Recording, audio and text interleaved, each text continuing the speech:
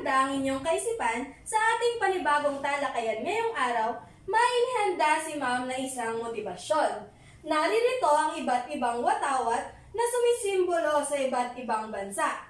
Tutukuyin niyo lamang kung anong bansa ang sinisimbolo ng mga watawat na ito. Naiintindihan ba, class? Opo, ma'am. Ngayon, maaari mo bang tukuyin kung anong bansa ang sinisimbolo nito, Ruby Ann? Ma'am, India po. Tignan nga natin kung tama ka.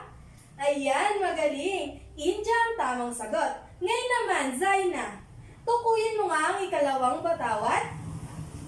Ma'am, Pakistan po. Tignan nga natin kung tama ka. Magaling. Ngayon naman, dumako tayo sa ikatlong batawat. Ano kaya ang sinisimbolong bansa nito? Sige nga, Janela. Ma'am, Sri Lanka po. Tignan natin kung tama ka. Mahusay! Sri Lanka nga ang tamang sagot. Ngayon naman dumako tayo sa panghuling watawat. Ano kaya ang bansang ang sinisimbolo nito? Sige nga, Arnelin. Nepal po. Tignan natin kung tama ka.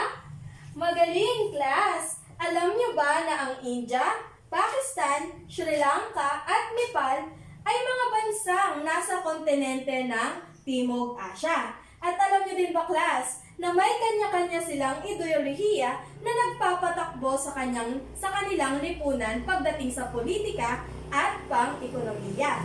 Ang lahat ng iyan ay may kinalaman sa ating tatalakayin ngayong araw na pinamagatang ang mga ideolohiyang umusbong sa Timog Asya. Naiintindihan ba, class? Opo. Maaari mo bang basahin ulit ang ating tatalakayin ngayong araw, Janela?